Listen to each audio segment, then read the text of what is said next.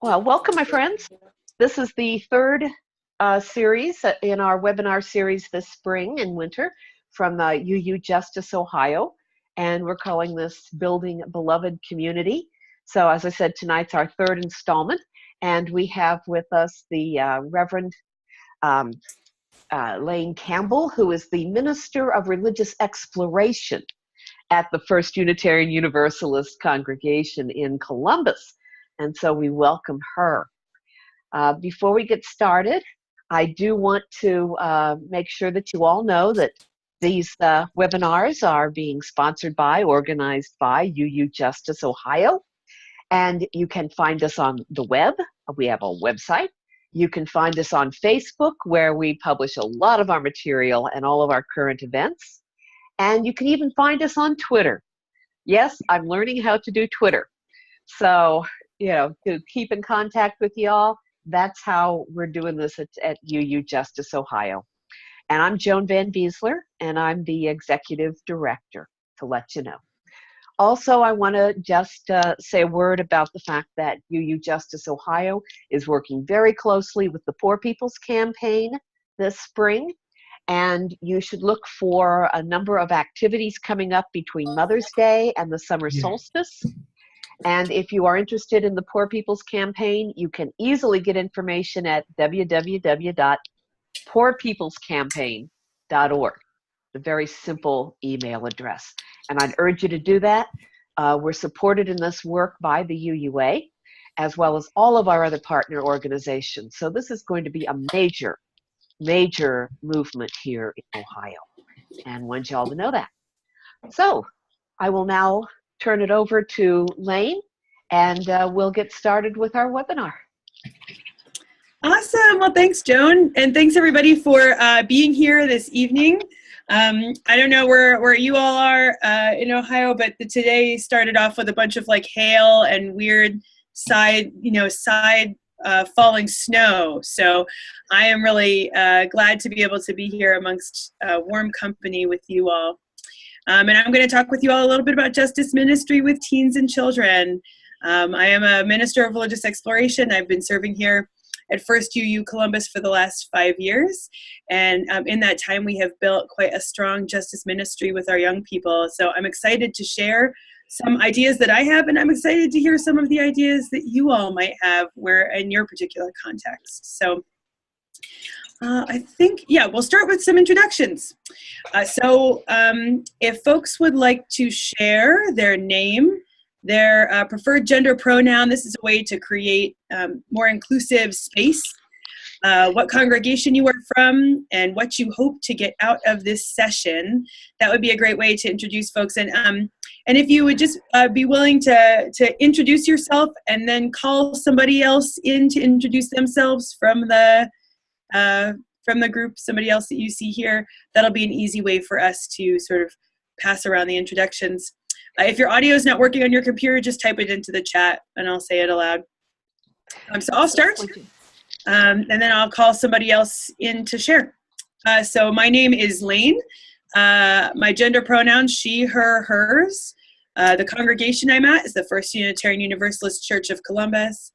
And what I hope to get out of this session is a more expansive idea around justice ministry with children and with teens from you all. I find that whenever we do these workshops and share this information, I leave with more ideas than I came with. So I'm excited to hear from you all. And I'll ask Carol to introduce herself. Sure. I'm Carol Balance. I'm from the UU Church of the North Hills in suburban Pittsburgh. So I don't qualify for UUJO technically, but this has been a good webinar. And I am chair of our social justice task force. And we haven't done much at including youth and children. But at the recent anti-gun violence rally, the youth really showed us up. So, I need to learn more about that. Oh, and my preferred pronouns are she, her, her. And who would you like to pass it to? Oh, passing it to Liz. Hi, I'm Liz Perkins, and I'm a lifelong UU, but I just recently started going to Carol's congregation. So I'm still trying to figure out how things work and who are the youth and where are the youth. And the reason I'm interested is because they're going to be turning 18 and can vote, and that's important. And also, I'm on a couple of other boards, especially the UU Plan Board, which is our social action network in Pennsylvania. And I'm a co-chair of the reproductive justice team. And we're like Ohio, we just have one bill after the other against women's rights. And it's just overwhelmingly awful. Yeah. And how to involve the 20-somethings. I mean, they just take it for granted that they're going to get any health care they need. And that's not what's going to be reality pretty soon. It's pretty dire. So I don't know where the 20-somethings are at my new congregation. What else? So, and also I keep seeing that we need to involve social media, and that's just like a huge step for me. I could barely keep control of my email. So that's what I'd like to get out of it. Who'd you like to pass it to, Liz? I guess Jen Halperin's here.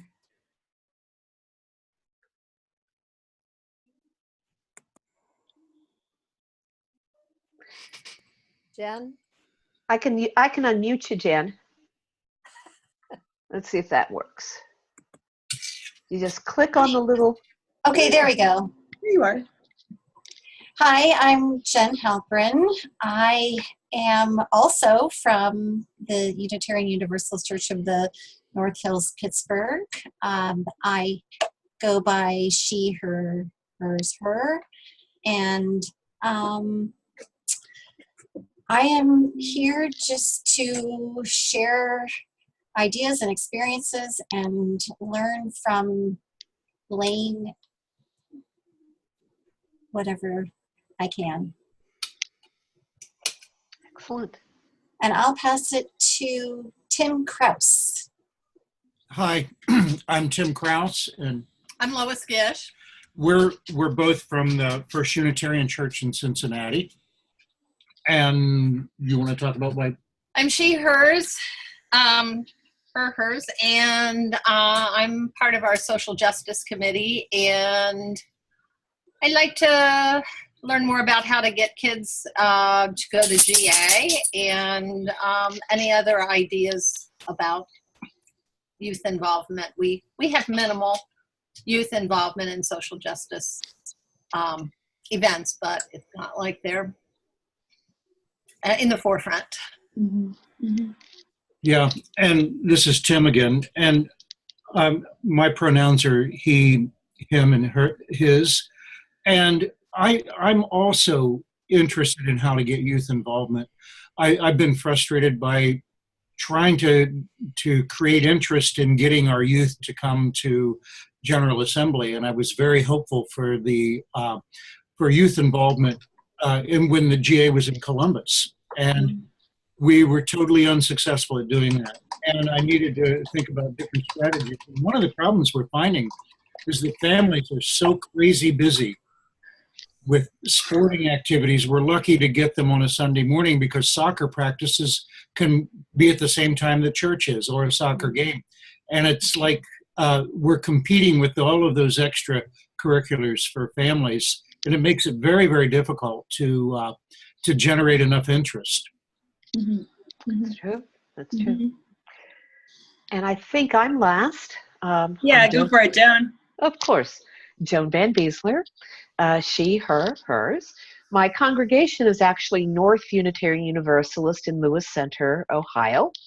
And what I'm hoping, of course, like Lane, to learn from y'all, and especially learn those things that will help us increase the effectiveness of UU Justice Ohio, and bring our youth and our young adults into working in the organization effectively. So that's what I'm doing. Awesome. Well, this all sounds wonderful, and I will try to address everything. If there are still things that you would like to hear from me, please don't hesitate to pipe up with questions. But let's start out with a chalice lighting. And I have a chalice here for us in the flesh, here in person. These are words from Eric A. Heller-Wagner. Blessed is the fire that burns deep in the soul. It is the flame of the human spirit touched into being by the mystery of life. It is the fire of reason, the fire of compassion, the fire of community, the fire of justice, the fire of faith. It is the fire of love burning deep in the human heart, the divine glow in every life. Amen. Blessed be, may it be so. All right, so what I am hoping to do with you all in the next hour or so is to talk with you a little bit about addressing justice issues with teens, about addressing justice issues with youth and with children. I have some examples to share with you all of some age-appropriate activities, and would love to hear, any examples that you all have in some of your experience. And we'll have a little conversation about what young people can bring to our justice ministries in our congregations and our contexts. So that's some of what I have planned, and I will try to sort of pull in some different pieces around social media, youth involvement, where are the 20-somethings, how to get youth fired up around different, like GA, things like that. And also the busy lives issue, which is a huge issue for anyone working with children and youth right now. Would that we could fix that issue in an hour? I would be so happy. But it's really hard. We have soccer and hockey on Sunday mornings out here. Ooh. All right, so and then we'll have some time for questions at the end, and also, feel free at any time to either lift up a question out loud. I am virtually, unoffendable, so feel free to interrupt at any time or to write a question in the chat, and I'll do my best to address those in real time. All right, so let's start out with justice issues for teens. I'm very blessed and grateful to have a pretty large youth program here at First UU Columbus. Some of that has been the work that I have done, and some of that is the work upon the work of folks upon whose shoulders I stand. So the folks that have come before me.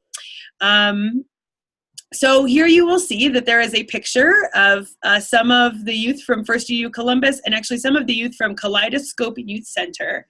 This is from an action that they led. It's actually taken from the steps of our local downtown police headquarters, where they had an action this past summer to address policing presence at Pride and an increased police presence at Pride. And it was a wonderful action. They did it themselves. They organized folks. There's some people there from the community. There's youth that came out from a Justice Week program that we did, and also just a bunch of folks came out to support them, folks from First UU, folks from all over. So it was really wonderful. And this was a Thursday afternoon. So it was great to see them so jazzed up and to see all their little homemade signs that they put together. So with justice issues for teens, the way that I usually start the conversation is to ask them a bit about what is relevant in their lives. What are the justice issues that they care about? What I find is that if I come to the youth with a preformed idea, they're often not as jazzed about it. And with some preformed, ways to take action on things, they're not as jazzed about that either. They want to really have some stake and some buy-in. So anytime that we're about to undertake a justice project, whether it be in one of their Sunday school classes, whether it be, a youth group, whether I want to sort of pull together an outside justice activity, I ask them what's relevant in their lives, especially because, they'll have their own sort of materials for that. They'll have ways to get plugged into that movement, ways to get to bring other youth on board, and it really starts with what do they care about? What are the issues that are present and relevant for them? Once we are able to have a conversation, and the way that I usually lead that conversation is just a brainstorm. Let's throw out a bunch of different ideas. What are some different issues that are relevant to you? And to just record those down, and then to distill it down into maybe 2 or 3 that it feels like there's a lot of interest in for them. And so I take those 2 or 3 justice issues and I take a look around our community. What community partnerships are available to help support the work that they want to do? Are there organizations that are currently doing this work? Are there organizations connected with the congregation? Here we have a social justice committee as well. It's called Justice Action Ministry, or JAM for short. And I take a look at what are some organizations that that JAM is currently partnering with. Do they have some partnerships that we could really plug into for this? So one example of a justice project that we did is we started doing these local justice mission trips for youth. And the first year that we did it, I went to them and I asked them what's relevant in their lives. What are some justice issues that feel important to you all? And they were talking about reproductive justice. So Liz, this is right up your alley. They were talking about reproductive justice. And so they also talked about a few other things like LGBTQIA justice and maybe like environmental justice. That might be one of the other ones. So I was brand new to town. I knew nobody. And I just reached out to our Justice Action Ministry and said, do you know some folks who are doing work on this area? And got connected with Negro Pro-Choice Ohio locally. And it just so happened that year too that one of our youth who was like a high school junior was doing an internship with them and was looking for an internship project. Now, this isn't, I could not manufacture this situation again if I wanted to. But, just through happenstance, a few things came into place. And actually, NARAL was just the first organization that answered my emails, my cold emails out to folks to say, would you be willing to partner with us on this and to think about it? So reproductive justice it was. And we went ahead and did this fabulous week-long program for our youth where they created a video project out of different stories that folks in the congregation brought forward from their lives about ways that their lives had been affected mostly by reproductive injustices. And so we invited, older members of the congregation and actually folks of different ages, with some young adults involved too, to come forward and to tell their stories, and the youth recorded them and were present with those folks, and also got to do a fabulous reproductive justice presence at Pride at the end of the week, and had folks sign postcards to our governor around some different reproductive justice legislation that was happening at that time. Gosh, so much has happened since then, but. That's just one example of ways that we've looked to our community partnerships. And even here in this picture, we worked with Kaleidoscope Youth Center, which is a local LGBTQ youth drop-in center. So just always trying to find, where are some partnerships in our communities? Who can our youth connect with? And then, one of the other relevant questions is, how will youth leadership be valued? How are we going to put their voices at the center? I mean, some of what's so rich and amazing about this, this big walkout day that happened today for youth to address gun violence and gun safety, is that youth voices are at the center of that movement. Youth are leading, this movement. Their voices are there. Their voices are being heard. And when we hear from their perspective, that's what makes this all the more powerful. Than just solely adults organizing around that issue. I think youth lend a different perspective and a different power, which is not to say that adult leadership is not valued in these in youth justice work. Adult leadership is so very needed. I think our youth need support to make their visions and their dreams come true, sometimes to give them a bit of a reality check about what we can do and what is possible. And of course, we need folks there to make sure that our youth are safe. When youth are out protesting, or when we've had different presences at Pride, it's so important to have adults present there to make sure that they're okay. Or when we see some of these anti-gun violence and gun safety rallies happening with counter protesters, having adults present there helps families feel more at ease with sending their youth to protests like this. It can be a really scary world out there. But really, how to keep youth leadership at the center is always a question to me. You know, how are we inviting youth to think through the programs that we're going to do, the projects that we're going to do? Where are their voices being put front and center? And then where can they contribute to a larger movement in a meaningful way? Youth don't want to really be given, what I'm coming to find out is they don't really want to be given like just a small task or some sort of busy work. I mean, they really want to contribute in a valuable and a meaningful way. And whether or not that is, you know, leading protests, actions, ways to get, you know, inviting their congregation to get involved, they want to contribute to a larger movement, and they want to be part of a larger narrative. And I think our youth nowadays are becoming more and more keenly aware of what, of when they're being told the truth or when they're being given power and when they're not. I think our current political climate certainly is giving them an opportunity to test their power and also to see where truth lies in a very different way. So those are some of the sort of key questions that I ask myself kind of at the start, and that I process with some of the youth that I serve right now at the start of our work. So if we move forward, I've got a couple of different examples. I think I have 2 examples after this, but the first one is this Youth Justice Week. We've been doing Youth Justice Weeks at First UU for the last 4 summers. One summer we went to GA, so that was a little different. That was that summer that GA was in Columbus.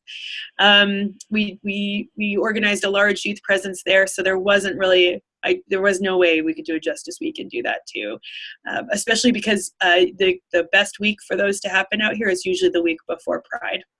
So, and that's usually the week before GA for our calendars here, so we just couldn't do both. So we put together these Youth Justice Weeks. And they are week-long Youth Justice Day camp. The way that our youth have found it's best to structure it is to do sort of like a 10 to 5 daytime program.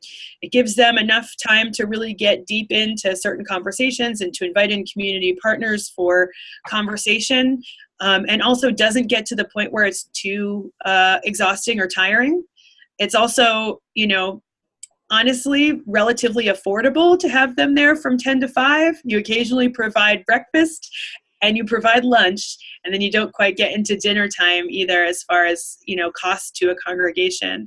We have done Youth Justice Weeks on very little funds. I mean, we've done ones where we have not charged any funds and the youth did their own fundraiser. You can do these things for, I think, under, you know, under $1,000, maybe max $1,500, and they're pretty affordable to do, and that's with like offering honorariums to guest speakers and things like that.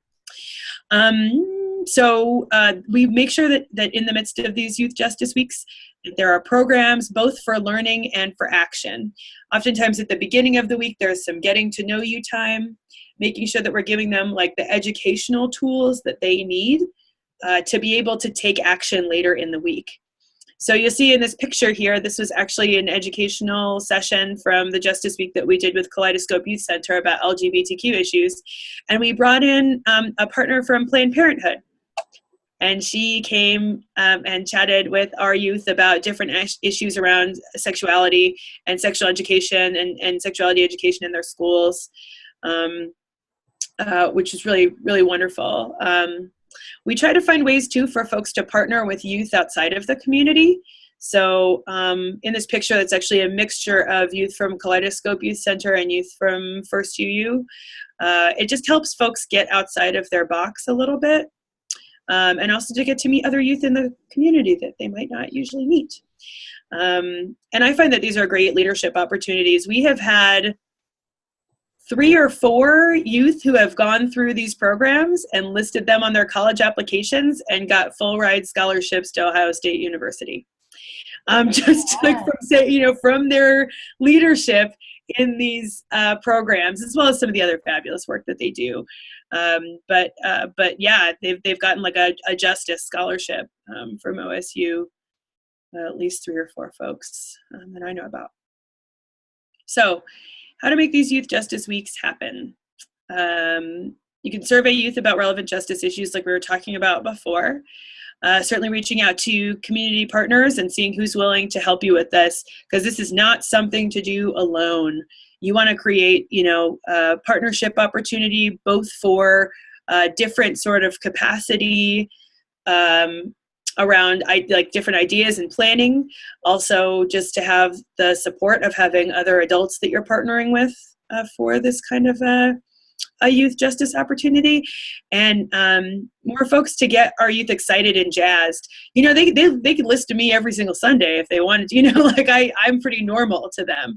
But when we bring in a special guest, or when we have a community partnership, this is something new and exciting, and folks that they can learn from in a different way. Usually we begin planning for these events in the fall. And we do that to be able to leave enough time to really get a lot of logistics planned out, and also to make sure that we are getting enough folks on board and answering parent questions and leaving time for fundraising. So the planning starts pretty early. And you want to find key youth leaders from the congregation in that time. Who are your folks that are particularly passionate about this justice issue that you all have chosen to focus on? Who are going to be those key folks? And there's also this sort of dynamic between, do you plan out every moment to a T, or do you go with the flow? Over the course of the last 4 summers, I started out with a really well-planned program. Literally, schedule-wise, we had it down, what they were going to do every moment of every day, including the breaks. And this past summer, we did more of a go with the flow, they're going to really lead what we did, not as much pre-planning. We certainly had to pre-plan some of our guest speakers who were going to come in, but we had no idea that they were going to do this action down by the police headquarters in downtown Columbus when we started this. We had no idea what they were going to do. They really came up with the action over the course of the week, and they really planned a lot of their time. And it was awesome. It was great. I am generally a planner by trade, and so leaving some of this stuff sort of gave me a little anxiety, but really the youth, I think, had a different ownership over the work. We've done youth justice weeks around addressing reproductive justice. Racial and economic justice was another one where they actually did some lobbying down at our state house. They lobbied elected officials around policies around expulsion and suspension to disrupt some of the school to prison pipeline. And then we went to GA, and then this past year they did this one around LGBTQ rights and LGBTQ justice. So it's been addressed a variety of topics. So we'll see, we'll see. This year we're going to the March for Our Lives in Washington, D.C. in a couple of weeks.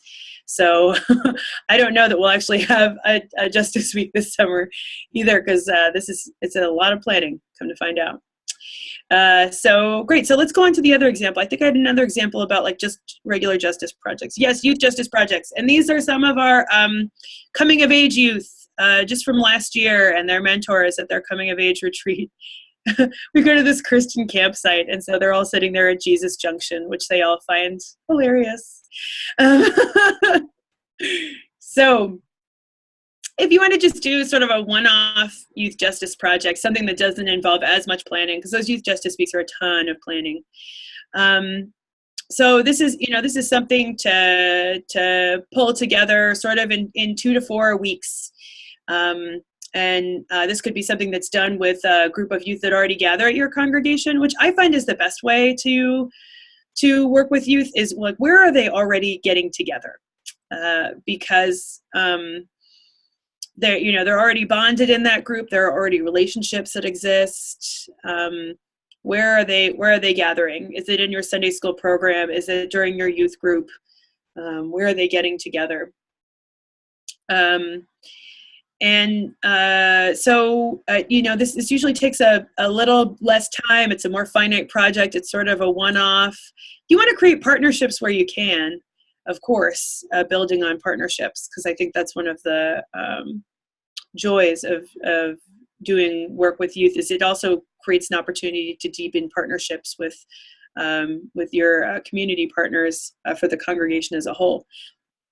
And you can really do this with any number of youth that you have. I mean, we have done bake sales with like 5 youth. We've done small size deals. Letter writing can be done with a small group of youth. Offering services to a community organization or to the congregation. Our youth just recently they've done bake sales for a young woman in India that they support going through school through a partner church program, partner church council, UU Partner Church Council program. They have taken up collections of art supplies and winter clothing for the Kaleidoscope Youth Center to continue their partnership. And that's just, putting out a bin on Sunday morning and putting some announcements in your orders of service or in your print media or in your social media.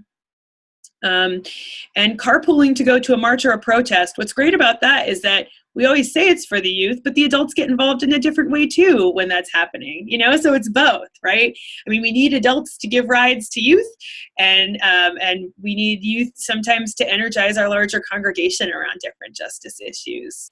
So they've done some carpooling to go and support the Coalition for Immokalee Workers at some of the protests that they've been doing.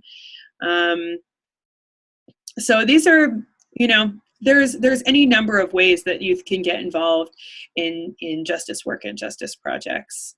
And it's just about sort of where you are and what kind of a context you have. Does anybody have any questions at this point? Because I think we're going to go on to kids after this. Does anybody have any questions or any pieces to offer at this point about youth?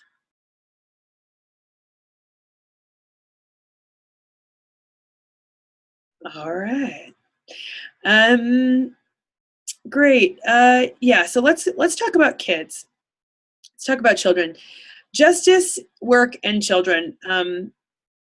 When I came into this program had a Justice Sunday program. They had about 5 Justice Sundays a year with some of our kids, but it was very loosely planned. Folks weren't sure about when it was happening. It wasn't happening at consistent times. In our work together and this congregation, we've transitioned to having justice work be a regular part of the religious exploration program. In fact, on the first Sunday of every month, we do a justice program for kids ages 5 to 11. We make sure that there is a hands-on component because otherwise children get really bored, come to find out. And we usually, if we can, try to get guest speakers or bring in video, because that's what's going to really engage them, is if they're able to see a face or hear a voice associated with the justice issue, they will pay attention. So we've done some work with Coalition for Immokalee Workers, which is a group of migrant farm workers that are advocating for better pay and better working conditions where they are picking tomatoes in Immokalee, Florida. And so they're doing awesome work, and we brought in one of the farm workers, and this man was speaking Spanish, and the kids were just rapt. Their attention, they were there. I mean, and this guy was talking about his work day, but if I'm telling them a little bit about the daily lives of migrant farm workers, it's one thing, but if you hear it in Spanish and if you see a farm worker there, it was a really wonderful experience for our kids, very transformational, and helps them become even more passionate as we have been targeting Wendy's around signing on to the Fair Food program locally. And many of our kids can tell you that they are boycotting Wendy's, and they are leading a boycott in their families of Wendy's, even after receiving the disappointing news that Wendy's was doing this, because for many of them, that's a favorite restaurant. Doing justice work regularly with kids also gives you an opportunity to involve adults who are passionate about justice with kids.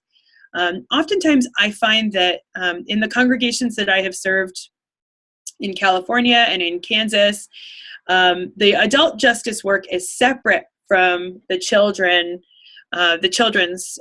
justice work. So this is a great way to sort of bridge Sunday school. And also it gets some folks in the room who would usually maybe not work with children.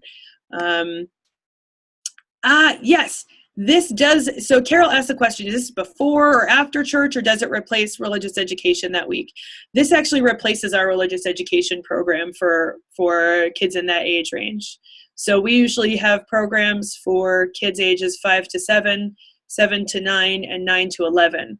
And we bring them all together in this one room schoolhouse of Justice Sunday, which is it's a unique classroom experience, I can tell you from experience. But it replaces their Sunday school program, and it also it gives them an opportunity to interact multi-generationally with kids who are older or younger than them, depending on where they are. So yeah, it's wonderful, and like folks from our justice team love coming in and working with the kids, especially because oftentimes kids' voices, having those lent to your particular justice issue, can really make can really help you to convey some of your message. Like one of our folks does work with Results, which is an economic justice organization nationally.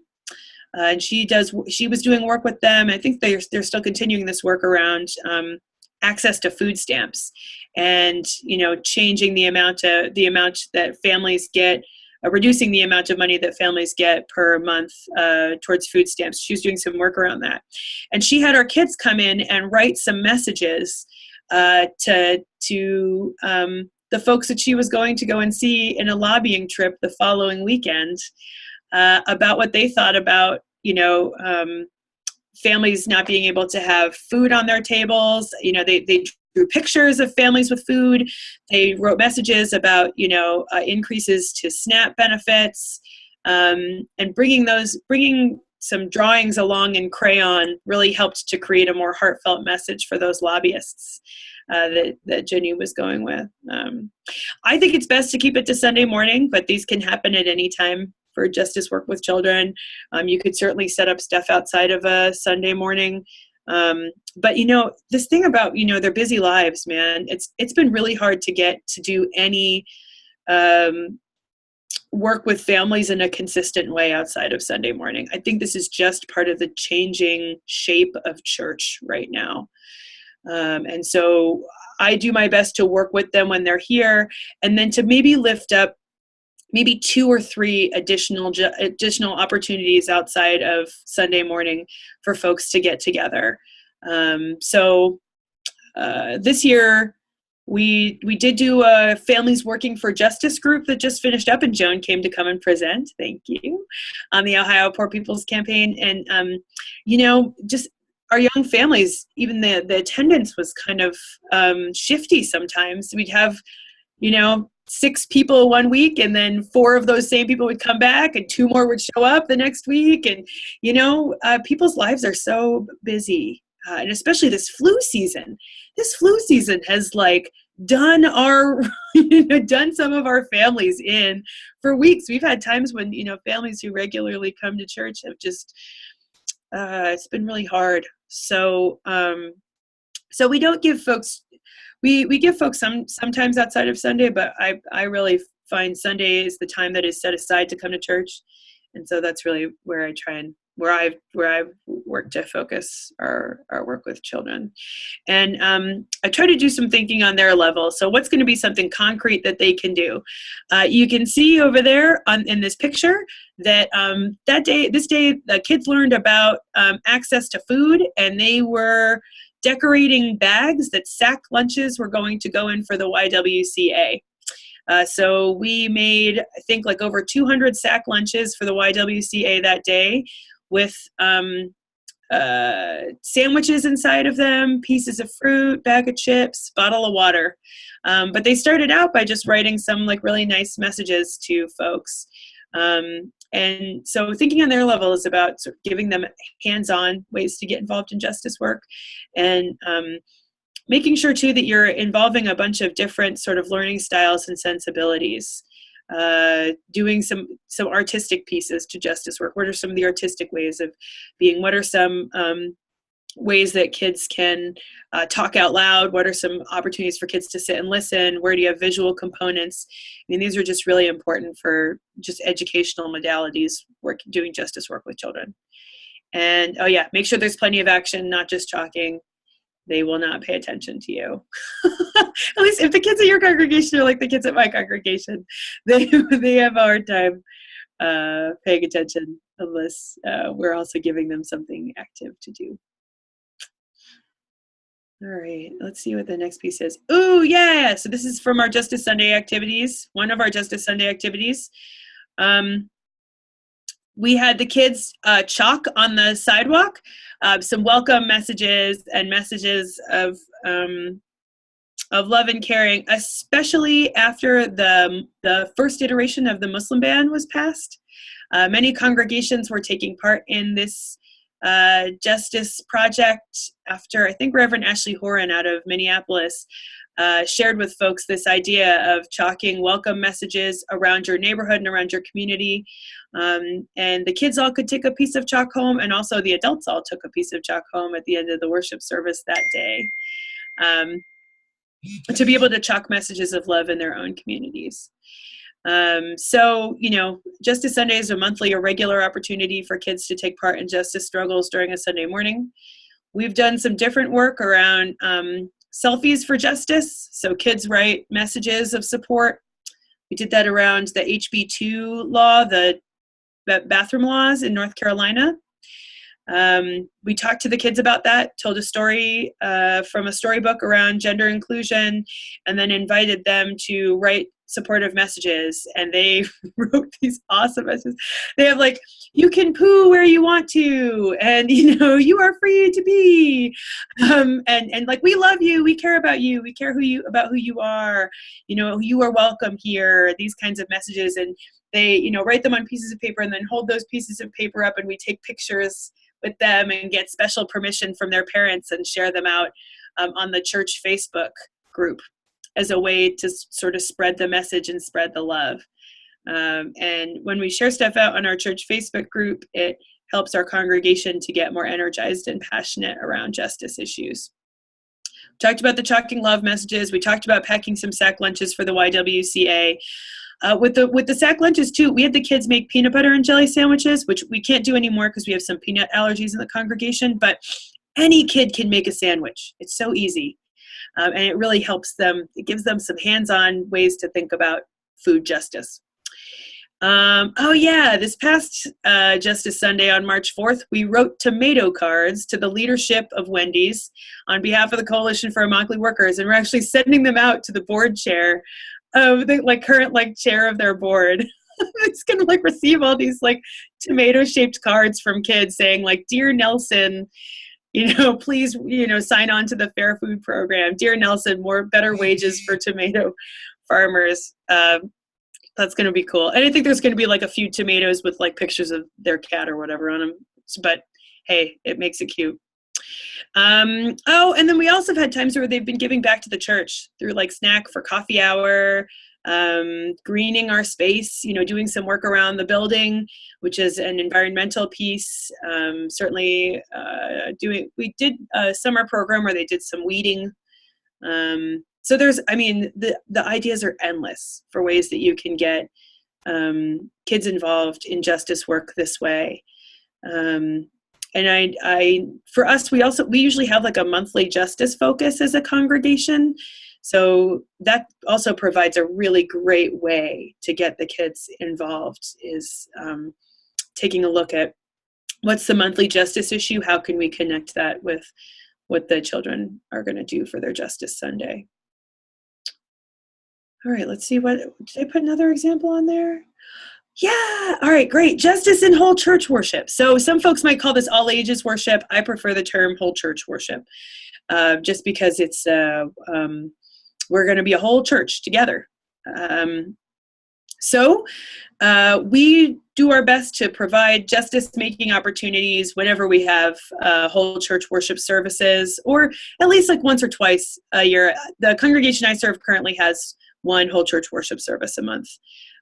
So there are quite a few opportunities to bring that in.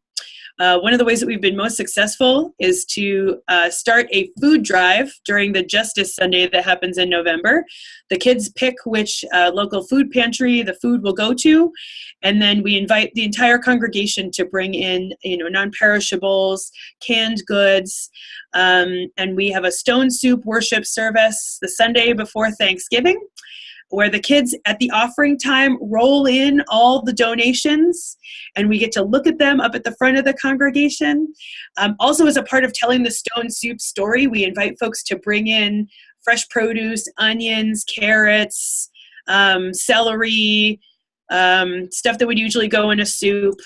And actually people hold those in the congregation, and then as the story goes on, they say, oh, they went around the town and they looked for carrots, and folks hold up their carrots proudly, and the kids go and grab the carrots and bring them back and put them in a big pot to create stone soup in the service live. And all those donations go to a local food pantry. And that's been a great way to do some just, direct material support for kids and for adults too. It's a great way to get the whole church involved.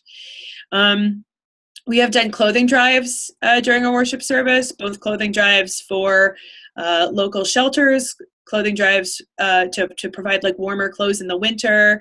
And also we've done clothing drives for local LGBTQ centers to provide clothing for different clothing swap events, especially for trans and gender nonconforming people for whom it may feel awkward to go to a store. This is a way to provide free clothing to folks who are boldly making a transition in their gender identity and who could certainly use some support in making that transition. So we've done those kinds of clothing drives. We've done some, sharing of pictures of children and youth during worship, either in whole church worship or in our regular worship services. And creating videos of folks speaking out.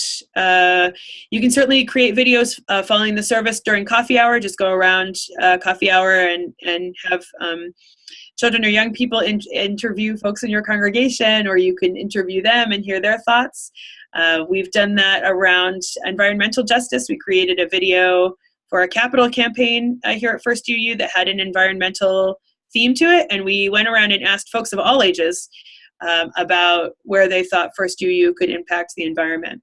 And hearing from our young people, man, they were passionate. They're like, we're composting, we want to see solar, we want to do all this, it was wonderful. And folks found that really inspiring. We also certainly shared the videos that we created during that Reproductive Justice Week in worship. And then there is the classic all-church selfie with signs to support a particular justice issue. You can do that with your Side of Love banner. You can do that, with any sort of a justice issue. And it's a great way for everybody to get all together. It's also just a nice way to take a whole church photo. Great. Awesome. So what do young people bring to justice ministry? What do you all think? What do you think they could bring?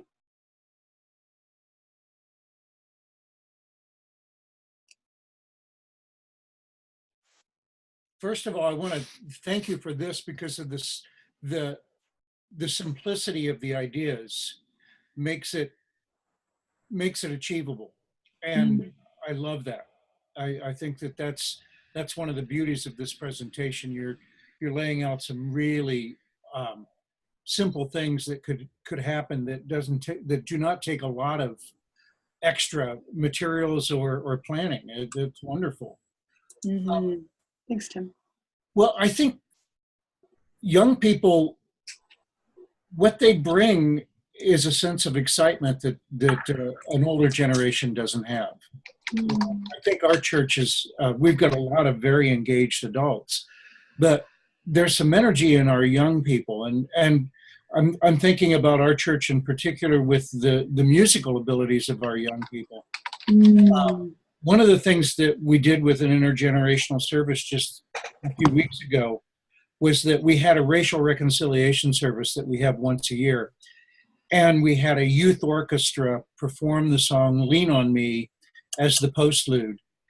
And and there wasn't a dry eye in the house. And it was just an incredible thing. The whole church was up and dancing with them. And it was a really good way to affirm, first of all, the musical talents that they had, but they had a super meaningful part of the service. And they did a number of other things throughout the service, using their musical abilities, which was absolutely wonderful. Oh, I love that. Oh, I love that. I'm seeing from Carol, energy, enthusiasm, fresh ideas. And Jen wrote creativity and passion, and Joan wrote a different sense of what is possible. Yeah, I think they do bring some of that heart piece too that you're mentioning, Tim. Just it touches me to see children doing this work, and I think it touches it touches most of the folks in this congregation when they get to see young people taking part in different justice and music. Ooh, that's a good one. I came up with some ideas too, just off the top of my head as I was brainstorming for this presentation, and I think I wrote them down. Are they on the next slide, Joan? I think I wrote down some of the things that young people can bring to your justice ministry. Yes. So some of the things we've already talked about: energy and inspiration for the congregation, setting the example. So our young people right now are leading this charge to go to the March for Our Lives in this congregation, and it's them inviting some of the congregation to go. Folks who are really interested in taking part in that action might not have otherwise taken a bus trip out to DC, and we're planning that right now. They provide different perspectives, humor, so important in justice work. It's so important to make justice work fun and funny, and our kids do a great job of that all the time. They bring some real passion, leading with vulnerability. When we have done work about food justice, kids are very eager and quick to share amongst a group of other children. Oh, my parents went to a food pantry, or my parents go to a food pantry right now. I've been very touched to see ways that children share their own stories. Or we did one about gender justice not too long ago, where we were just asking them about differences they saw in their classrooms at school around ways that boys were treated and ways that girls were treated and ways that people of all genders are treated. And kids really shared a lot of stories about their own experiences with that. Our young people are awesome leaders and public speakers. When you give them an opportunity to share publicly, even some of the quietest kids have amazing things to say, I find. And they invite our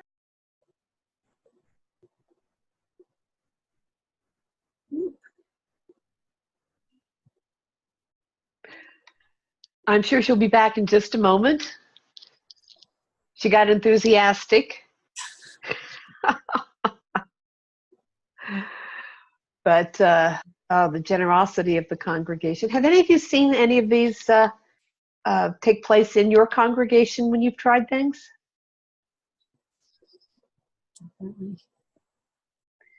Any work that you've done with children and what it's brought to the idea of justice? During all the Standing Rock things, yeah, a year or so ago, uh-huh. We had parents writing letters. Uh-huh. So we had the child draw a picture on one side of the paper, and then the parent could write the letter on the back of it.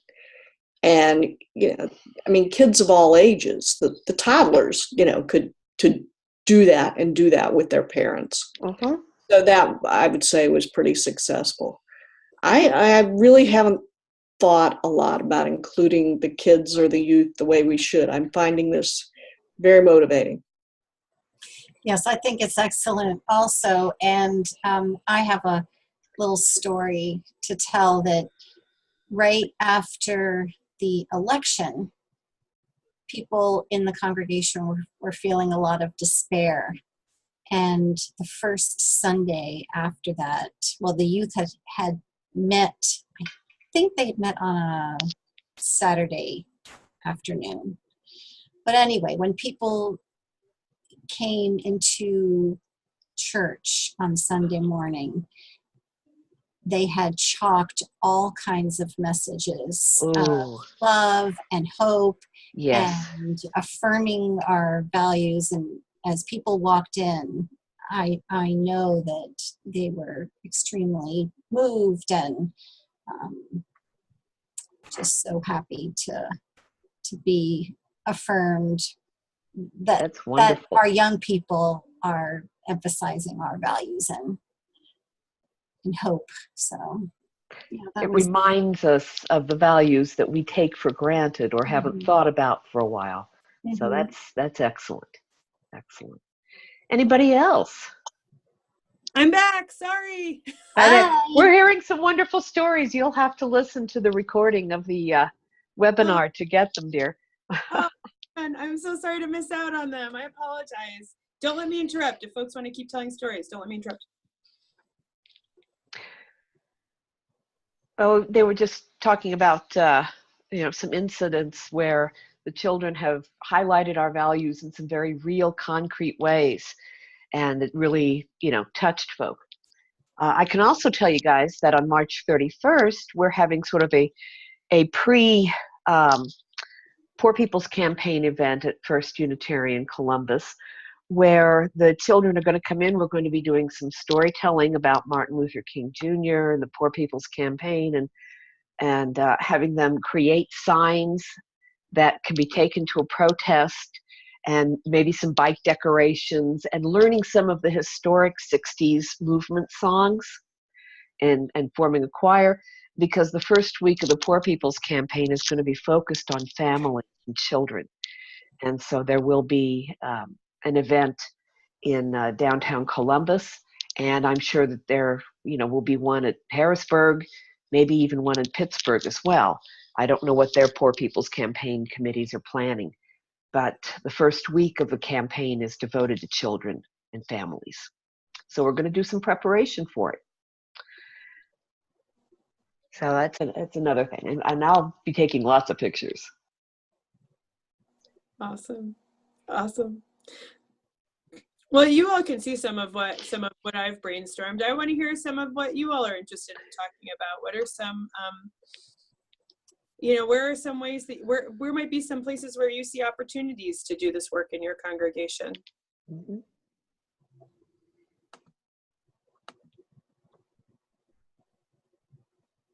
I think it's I'm going to bring it back to the Children and Youth Faith Development Committee, our team, to explore the once a month Justice Sunday idea. I really like that. Mm-hmm. It's great.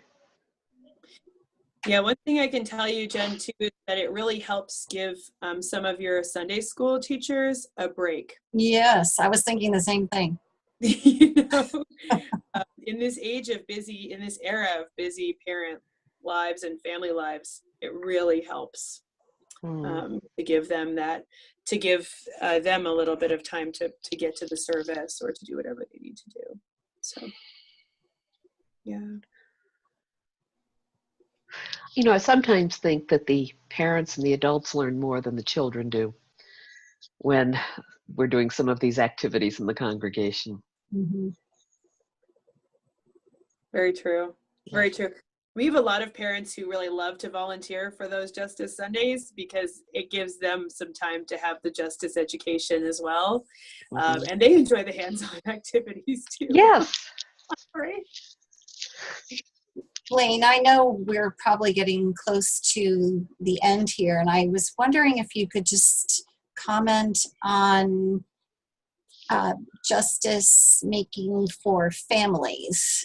And so often I get requests from parents that they want to do things with the whole family. Mm-hmm. Mm-hmm. Yeah. Yeah, that comes at a great time to talk about that. We just got done with a 6-week course around families working for justice here, which started with one of our parents coming forward with a complaint that we weren't providing enough opportunities for families to do justice work, and so concerns that she had about some of the ways that she was seeing parents in our congregation thinking through schooling choices for their children, which, oh gosh, is quite a contentious issue, but also a good justice issue to talk through. So we did this 6-week course that started with a getting to know you time and ended with a commitment session. And then for the 4 sessions in between, invited folks to come in from the community to offer up some like family-friendly options for ways that people can get involved.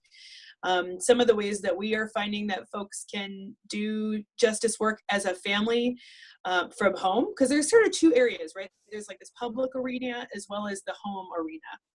And from home, I mean, we have families providing meals for a woman who is in sanctuary just up the street at the local Mennonite church. Oh. So families are getting together and making meals for Edie. They're making, you know, lasagna, whatever, baking cookies, doing stuff to make sure that Edith has food.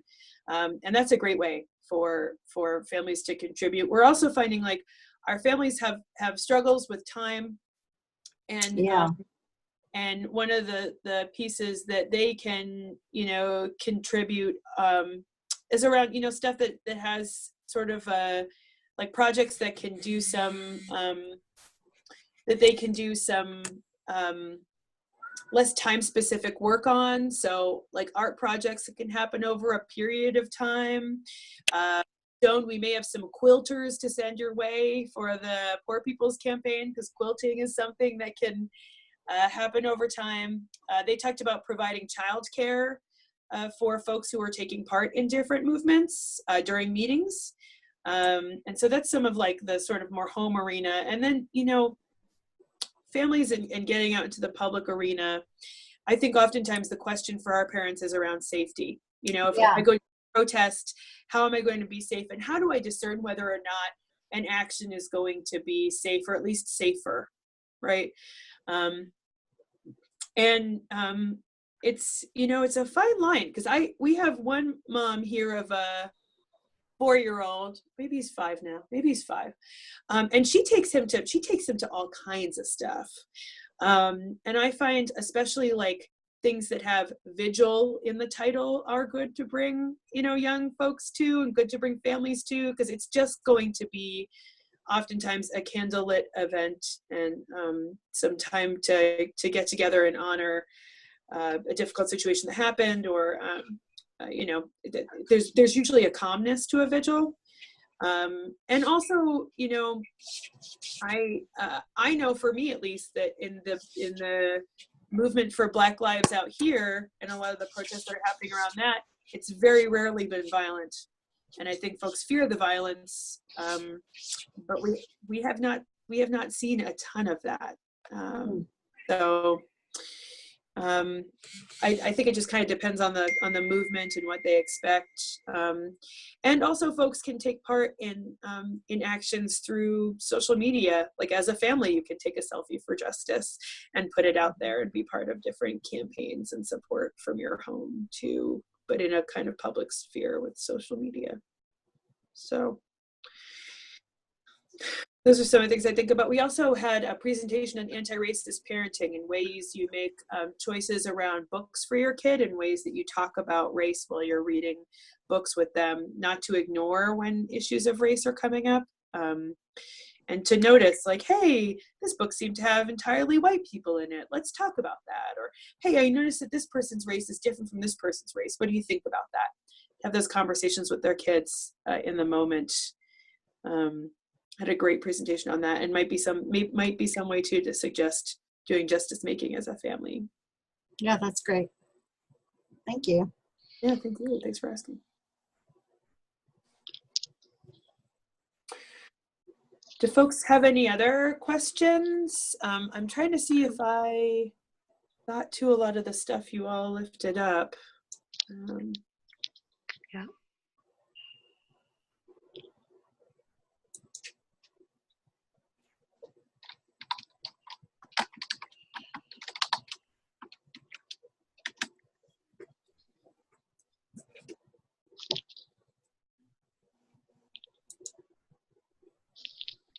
Oh, one of the things I wanted to find out, what did you have your youth do at GA? Oh yeah. Okay, so we had our youth. They were really, since it was in Columbus, we had one youth who had been to a GA before. We didn't have any other youth who had ever been to a GA before. She sort of provided an opportunity. She invited the other youth to do some fundraising around going to GA.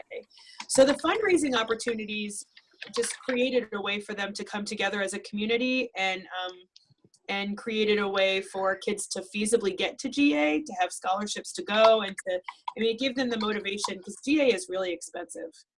So, it gave them a way to think through, to make it more affordable to get to GA. So they did a bake sale. They always do a bake sale, this crew.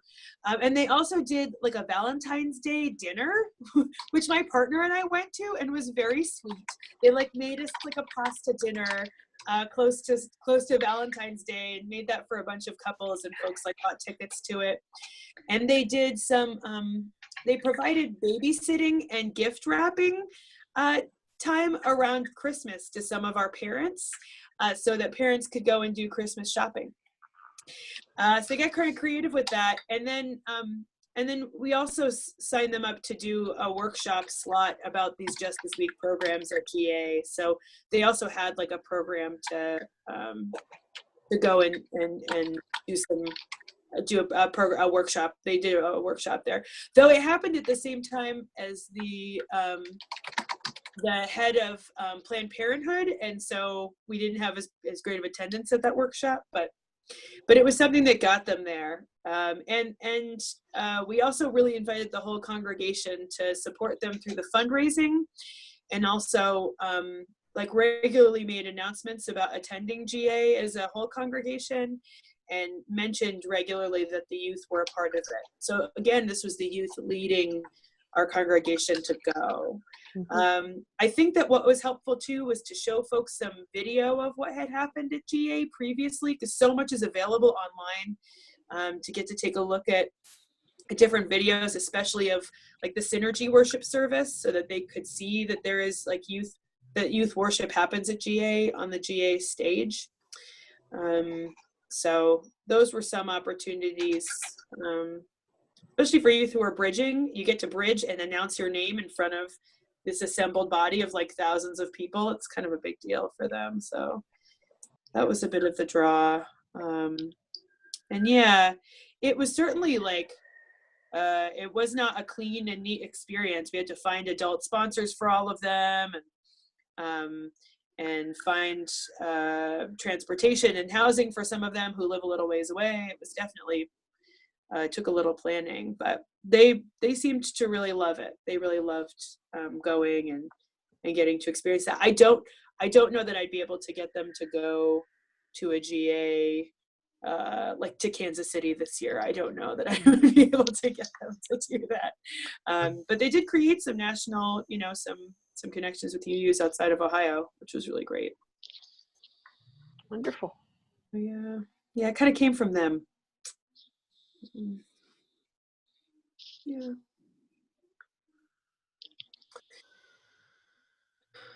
I don't know if there are any other questions. I think I put my contact information at the end of this, didn't I? We sure did. So if you want to reach me, feel free to email me. I'm happy to answer any questions, or if you have any ideas you want to talk through, or any pieces around justice work that you need some support around. If you want this slideshow presentation to show to folks in your congregation, just email me and I'll send it to you. Mm-hmm. All right. Shall we close in for the evening? Unless there's any other questions, I think we have a chalice extinguishing. Great. Yes, we do. And I have my chalice. And so these are words from Maddie Sephantis. We extinguish this flame, but we keep its light in our hearts, with its message of love and justice, taking it outside these virtual walls to the world we live in, until we are together again. Thank you all. A joy. And thank you, Lane.